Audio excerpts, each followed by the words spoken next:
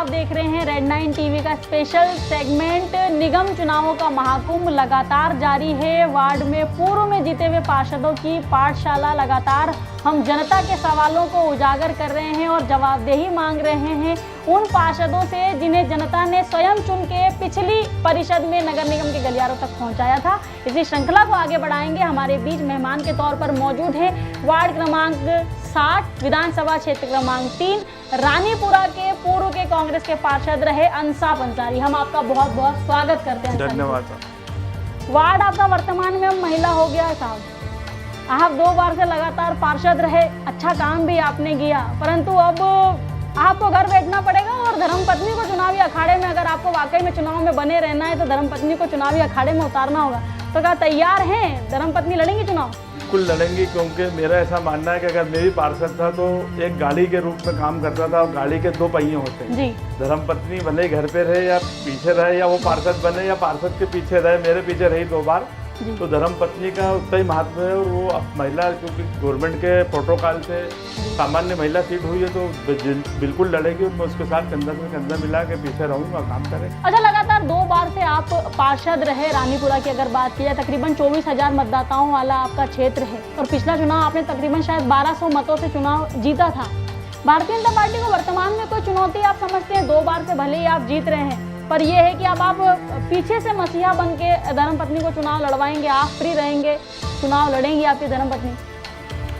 2 बार से जो मेरे को चुनौती तो मिली, क्योंकि भारतीय जनता पार्टी अपना आप एक नेशनलाइज पार्टी है और 2 पार्टी का वहाँ चुनाव होता है। लेकिन मेरे साथ 2 ही बार विडंबना ये रही कि पार्षद के चुनाव में वहाँ पर निर्दलीय से ही मेरा मुकाबला हुआ, क्योंकि जब मैं पहली बार लड़ने आया 2009 में, तो वहाँ पर 2 बार के सलंग मियाँ, एक बार बीपी और एक बार उनके मियाँ रहे निर्दलीय पार्षद, उनसे मेरा मुकाबला था जी। मुन्ना अंसारी से मेरा मुकाबला था और मैं काफ़ी अनुभवहीन था, उनके सामने मेरी कोई वक़्त नहीं थी। मैं अपना आपको मानता हूँ, नया चुनाव था मान लीजिए आपका भी जी। तो वो उनसे मेरा मुकाबला था, लेकिन पब्लिक ने मेरे को पहला चुनाव 190 वोट से जिताया। पब्लिक ने मुझ पर भरोसा किया और मैंने जो विकास कार्य की, उसके बाद जब सेकंड चुनाव आया, वो भी पुरुष हुआ वार्ड में लड़ा तो 1200 वोट से जीता। अब पत्नी की बारी है तो वार्ड की जनता मेरे साथ है और चुनाव में मैंने जो काम किए 12 सालों में, क्योंकि 2 साल एक्स्ट्रा मिल गया क्राइसिस कमेटी के लॉकडाउन के, तो उसमें जो हमने काम किए हैं वो जनता के सामने। और जनता आजकल ना बीजेपी ना कांग्रेस किसी को पसंद नहीं करती, जनता काम करने वाले व्यक्ति को पसंद करती है, खास तौर से नगर निगम के चुनाव में। तो इसलिए मेरे को वार्ड की जनता पे पूरा विश्वास है। खास बात ये भी है कि जो पिछले जो विधानसभा के चुनाव हुए थे, जहाँ सभी ओर से अश्विन जोशी जी जो विधानसभा 3 से चुनाव लड़े थे, उन्हें कहीं ना कहीं मुंह की खानी पड़ी थी, परंतु आपके क्षेत्र से ऐसा हुआ कि तकरीबन 7,500 मतों की लीड मिली थी बाबा को। तो कहीं ना कहीं वो सपोर्ट भी आपके साथ अश्विन जोशी जी का हमेशा से रहा है, जो आगे भी मिलेगा, आपको लगता है? जी, अश्विन जोशी जी ने मेरे को पहली बार बुलाकर टिकट दिया था, क्योंकि मेरे को राजनीति में कोई रुचि नहीं थी। माननीय अश्विन जोशी ने मेरे को बुलाया कि दूसरों के लिए इतनी मेहनत करते हो तो अपने लिए भी आप काम करो, मैं आपको पार्षद लड़ाऊंगा। और मैंने अपनी पार्टी के लिए, कांग्रेस के लिए ईमानदारी से काम किया और जनता का काम किया। तो मैं जनता के बीच में गया और तरह तरह की आकाश विजयवर्गीय की थी सामने चुनाव से, चुनाव में अश्विन जोशी के सामने, और बहुत बातें हो रही थी कि मुस्लिम लोगों को अजमेर पहुंचा दिया जाएगा, उनको बस से भर दी जाएगी, सारी चीज़ें कर दी जाएगी। लेकिन हम जनता के बीच, जब मैं खुद गया, अश्विन जोशी को विश्वास दिलाया और जब मैंने बोला अश्विन जोशी जी को कि मेरे वार्ड से इस बार आप 5,000 के ज़्यादा से लीड से जीतोगे, तो बोले यार फालतू बात मत कर। लेकिन जब रिजल्ट जब आया तो मतगणना हुई तो 7200 से ऊपर लीड थी अश्विन जोशी जी को मेरे वार्ड से, जो काबिल तारीफ है। जो मेरे को ऐसा लगा कि मैंने जो काम किया और पब्लिक ने जो साथ दिया था, तो अश्विन जोशी जी सबसे ज़्यादा विधानसभा 3 में मेरे वार्ड से ही लीड से जीते। बिल्कुल ठीक, मतलब एक लहर टाइप की दिख रही थी आकाश विजयवर्गीय की। ऐसे समय में 7200 की लीड वाकई में अपने आप में काबिल तारीफ है। अच्छा, चुनौतियाँ कैसी रहती हैं? परिषद जो थी वो भारतीय जनता पार्टी की थी, मेयर जो थी वो भारतीय जनता पार्टी की थी, सत्ता भी मान लीजिए प्रदेश में भारतीय जनता पार्टी की रही, तो वार्ड में काम करवाने में चुनौतियां तो आती होंगी, संघर्ष खासा करना पड़ता होगा विकास कार्यों के लिए। जब आप विपक्ष में आते हैं चुन के, आपकी सरकार नहीं होती प्रदेश में और आप परिषद में, आप विपक्ष में बैठे, तो आपको संघर्ष करना तो आना ही चाहिए और आपको उससे अनुभव मिलता है। विपक्ष में जाने से आपको काम कराने का ज़्यादा तजुर्बा आता है, क्योंकि पक्ष में पार्टी वाले जो पार्षद होते हैं उनका 1-2 फ़ोन पे काम हो जाता है, एक बार फाइल उनको बोलते हैं फाइल बन जाती है। तो जो हमने पहली बार में सीखा था, सेकंड बार में वो तजुर्बा मिला कि आप अधिकारी से किस तरह काम लेते हैं, अपने समन्वय आपस में बना के आप काम करा सकते हैं। और पहली बार जब मान ली भाभी महापौर बन के आई तो उन्होंने पहली परिषद में ही हमारी मीटिंग हुई, पहली बार उन्होंने ऐसा क्वेश्चन जवाब दिया कि एकदम ऐसा था कि ये अभी कुछ सीखने की जरूरत है कि आप सब पार्षद पति बाहर हो जाओ। अच्छा। ऐसा एक उनका शुरू मीटिंग में हमारे साथ ये किया, जो पार्षद पति थे उनको बड़ा दुख हुआ कि हमको बाहर कर दिया। हाँ, तो उनको बाहर करने का बोल दिया। फिर बीजेपी के पार्षदों ने भाभी को समझाया कि ये विधानसभा नहीं है, ये नगर निगम है, और नगर निगम में आपसी समन्वय से जो पार्षद चुनाव जीत के आता है, मैंने 12 सालों में देखा है 2 टर्म में कि वो एक परिवार अलग हो जाता है। वहाँ ना कोई बीजेपी रहती, ना कांग्रेस रहती है, ना कोई हिंदू रहता, ना मुस्लिम, और सब हम ऐसे मजाक मस्ती से हमने परिषदें चलाई। और काम करने का तरीका आज जिसको आता है तो संघर्ष करना भी आना चाहिए और काम सीखना चाहिए और करना चाहिए। परंतु नगर निगम परिषद भी अपनी उन बुलंद आवाजों को कहीं ना कहीं मिस करेगी, याद करेगी जब अंसाफ अंसारी जनता के हित में आवाज बुलंद करते थे, जब सादिक खान जनता के लिए आवाज उठाते थे। अब ये सभी सीटें महिला हो गई हैं, तो आपको लगता है कहीं ना कहीं कांग्रेस की आवाज दब तो नहीं जाएगी शहर विकास को लेकर के? नेता प्रतिपक्ष तो इंशाल्लाह चुनाव फौजिया से कलीम आजाद नगर में मैं मानता हूँ कोई चुनौती नहीं है, चुनाव जीतेंगी। और नेता प्रतिपक्ष जब वो बनी इस बार, लोगों ने इल्जाम लगाया कि मुस्लिम महिला कैसे नेता प्रतिपक्ष का कैसे रोल अदा करेगी। शायद मैं मानता हूँ कि मैं जब से नगर निगम परिषदों की सभाएं सुन रहा हूँ, 2 बार मैं खुद रहा, तो बहुत अच्छा कार्यकाल निकला। महिला होने के बाद भी उन्होंने अपना एक बहुत सफलतापूर्वक 5 सालों को निकाला। और मैं कांग्रेस पार्षद दल का सचेतक था, मैंने भी अपनी भूमिका अदा की। अनवर दस्तक, सादिक खान, हम सब और जितने पार्षद साथी थे, हमारी विनीतिका यादव भी बहुत अच्छा बोलने लगी थी। और हमारी जो अपनी राधा किशन मालवीय की बेटियां हैं हमारी, वो भी पार्षद चंद्रकला मालवीय जी, वो भी काफ़ी अच्छा उनको अनुभव हो गया था। तो अगर हमारी दीदी भी आएंगी तो बीवियों की जो हम पार्षद लोगों की पति लोगों की वो है, घर में तो बोलती हैं, उनको बाहर बोलना भी सिखाएंगे कि आप कैसे बोला जाता है। मतलब घर में बैटिंग करती हैं, आप बाहर भी उनको बैटिंग करने के लिए आप ओपनिंग बैट्समैन के रूप में खिलाड़ी वही होता है कि जो बैटिंग करने चाहे बिल्कुल बैटिंग करे। अब आप पतियों को बताती थी, अब आप आपके वार्ड की जनता के बीच बात करें और अपनी बातें रखें। अच्छा, ऐसे कौन सी बड़ी उपलब्धि आपने देखी? 2 लगातार परिषद आपने देखी, कृष्ण मुरारी मोघे की भी देखी, मालिनी गौड़ की भी परिषद आपने देखी। ज्यादा बेहतर कौन समझ में आया आपको? मान लीजिए क्योंकि आपकी पार्टी की सरकार तो निगम में बनी नहीं, परंतु 2 अलग अलग चेहरे आपके सामने रहे, तो कौन ज्यादा संतुष्ट कर पाया आपकी नजर से? मेरे को ज्यादा संतुष्टि जो मेरी निजी राय है वो मोघे जी की रही, क्योंकि मोघे जी को लोगों ने इल्जाम लगाया कि वो सांसद उधर के थे, बाहर के भारी व्यक्ति। लेकिन मोघे जी एक इतना बड़ा नाम है और इतनी आसानी से सरलता से लोगों से हमसे मिलते थे और इतने ईमानदारी से उन्होंने काम किया कि मैं प्रियंका जी आपको क्या बताऊं कि अगर कोई बीजेपी के पार्षद ने 4 उसमें फाइल करा ली तो वो हमको फोन लगवा देते कि भैया 2 फाइल आप भी लाओ, क्योंकि मैंने इनकी कर दी। बड़े ईमानदारी पूर्वक उन्होंने अच्छा सामंजस्य बना के रखा। मोघे जी की एक मंशा ये थी कि ये जितने पार्षद जीत के आए ये सब मेरा परिवार है, मैं इनका महापौर हूँ और मैं इनके काम नहीं करूँगा तो कौन करे। चलिए ठीक है, ये तो एक अच्छी राजनीति और एक शुद्ध राजनीति का परिचय है कि अगर इस प्रकार की मानसिकता रखते हैं। तो आपकी बड़ी कौन सी उपलब्धियां रही अगर पिछले कार्यकाल की बात की जाए तो? मैंने जैसे पक्ष विपक्ष की बात की तो वार्ड के अंदर मैंने देखा कि सामुदायिक भवन नहीं है मेरे वार्ड में, और जहाँ पर मेरे पूर्व के 2 पार्षद लोग डिमांड कर रहे थे और उस टाइम में फंड कम था, मोघे जी ने काफ़ी फंड की व्यवस्था नगर निगम में अब तो कर दी और खूब काम हो रहा है। तो मैंने मेरे वार्ड के अंदर एक 85 लाख रुपए का सामुदायिक भवन मंजूर कराया। लेकिन वही जो निर्दलीय पार्षद लोग हैं उन्होंने वहाँ पे एक आदमी को खड़े करके स्टे ले लिया कि ये तो फलानी जगह है, गवर्नमेंट की जगह, और वो मैं बना नहीं पाया, उसका मुझे आज भी दुख है और वो सामुदायिक भवन की बहुत ज़रूरी समस्या है। उसके अलावा अभी परिषद में मैंने देखा कि रात में जवाहर मार्ग का ब्रिज है जो बारिश के दौरान बारिश के पहले वो गिर रहे थे, जर्जर हो गया। हमने तुरंत नगर निगम में अशोक राठौर जी को, कमिश्नर साहब को, मनीष सिंह जी थे, उनको कहा कि ये साहब ऐसा हादसा होगा। आतवार रात को हमने उस पर दस्ती बांध के बंद किया और सबसे कम समय में आज तक की नगर निगम की उपलब्धि को जवाहर मार्ग का ब्रिज बन के चालू हुआ। कांग्रेस की जो गवर्नमेंट आई थी 1.5 साल में उसमें उसका ओपनिंग हुआ। एक सबसे बड़ी उपलब्धि मेरी वो है। दूसरी एक मेरे को जब मनीष सिंह जी कलेक्टर बने और प्रतिभा पाल जी ने बुलाया कि साउथ रोड से हम रोड निकालना चाह रहे हैं, लाइफ लाइन रोड।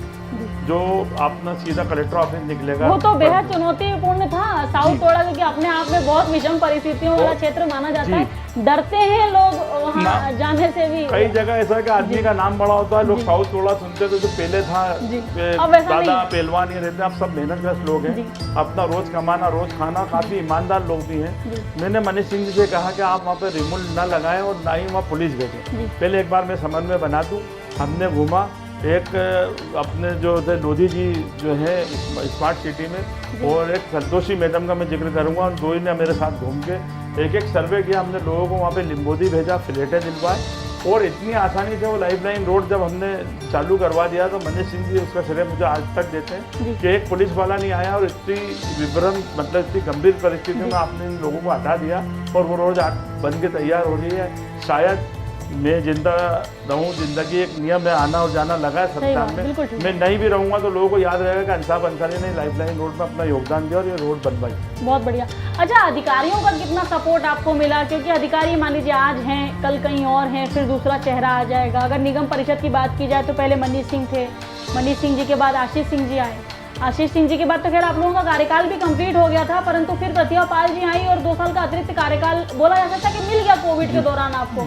तो किसका कार्यकाल आपको सबसे बेहतर लगा इन तीनों अधिकारियों? तीनों अच्छा कार्यकाल रहा, बहुत अच्छा। मनीष सिंह जी जो भूमिका बना गया, मनीष सिंह जी ने हमको बताया कि पार्षद क्या होता है और उसको क्या कार्य कराना चाहिए, और काफ़ी अच्छा उन्होंने चलाया। उसके बाद सरकार कांग्रेस की आ गई, आशीष सिंह जी कमिश्नर थे, वो कलेक्टर बन के उज्जैन चलेगा। उसके बाद प्रतिभा पाल जी आई, मनीष सिंह ने हमारा सभी से समन्वय बनाया, और जब मनीष सिंह जी कलेक्टर बन के आए तो उन्होंने वही हाल रखा। वो आज भी कोई छोटे मोटे प्रोग्राम होते हैं या कोई भी शांति समिति की मीटिंग होती है, उसमें हम सब पार्षदों को उन्होंने नाम लिखा है, हमें कलेक्टर ऑफिस बुलाते हैं, हमसे राय लेते हैं, क्योंकि उनको मालूम है कि इंदौर की नब्ज पार्षदों के हाथ में, वो उनको लेके काम करते हैं। कोविड में जो मनीष सिंह जी ने सफल प्रोग्राम जो उनका कोविड का पूरा रोकथाम की, तो मनीष सिंह जी का यही है कि उनके 85 पार्षदों में मैं समझता हूँ शायद ही ऐसा कोई 1-2 लोग होंगे। अच्छी बात थी, बिल्कुल ठीक बात है। तो हम भी सराहना करते हैं कि इंदौर शहर का जो चहुमुखी विकास हुआ है, जितना श्रेय हम अधिकारियों को देंगे उतना ही श्रेय हम इंदौर के पार्षदों को भी देंगे, क्योंकि जो बुनियादी सुख सुविधाएं होती है, जो बुनियादी सुविधाएं जनता को मुहैया करवाई जाती हैं,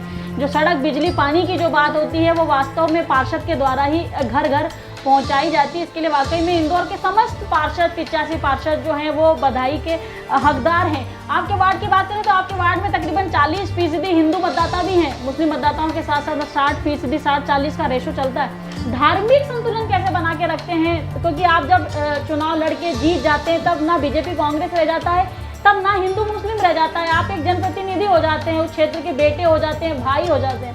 तो क्या ये सामंजस्य अंसाफ अंसारी आप बना के रख पाए दोनों ही धार्मिक समुदाय में? बिल्कुल, मेरे 12 साल के कार्यकाल में एक बार भी कभी हिंदू मुस्लिम नहीं हुआ, ना साउथ तोड़े पे हुआ ना नार्थ तोड़े पे हुआ। सबसे बड़ा इलाका हिंदू मेरा नार्थ तोड़े का इलाका है, जहाँ से मुझे आज भी 80% वोट पूरे मिलते हैं और उम्मीद है आगे ही मिलेंगे, क्योंकि मैं कोविड काल में भी जब लगा कि मेरे को जाना चाहिए उनके बीच, मेरे को पहले कोविड जैसी हुआ तो बुखार था हल्का हल्का, लेकिन मैं नाथ तोड़ा गया, क्योंकि नाथ तोड़ा और कबूतर खाना एक ऐसी बस्ती मेरे वार्ड में जहाँ लोग सुबह कमाते हैं, रात को जब पैसा कमा के लाते हैं, बहुत लोअर क्लास है, और वो रोज कमाते हैं और रोज खाते हैं। मैं उनके पास गया, मैंने करीब 10-12 लाख रुपए का सामान जेब से मंगा के किट बनाई और मैंने उन लोगों को भेजा, उनके घर गया। उसके बाद मेरे को गवर्नमेंट के माध्यम से जो भी मेरा काम हुआ, करीब 50 लाख रुपए का राशन और सामान मैंने घर घर भेजाई, दवाई भेजाई।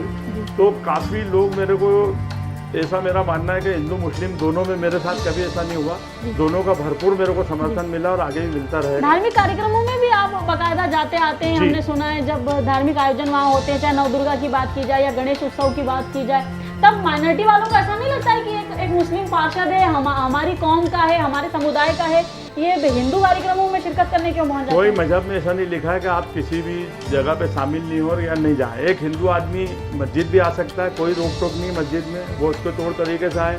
मुस्लिम आदमी गरबे में जा सकता है, या हमारे नाथ तोड़ावे से कटैया बाबा मित्र मंदिर की कवड़ यात्रा निकलती है, जिसमें वो खुद राजबाड़ा अहिल्या माता तक उनके साथ आता हूँ। और उनका जो भी है, आप मजहब ये सिखाता है, हिंदू मुस्लिम सिख ईसाई आपस में भाई भाई हैं, तो हम मिल के रहेंगे तो बात आगे चलेगी।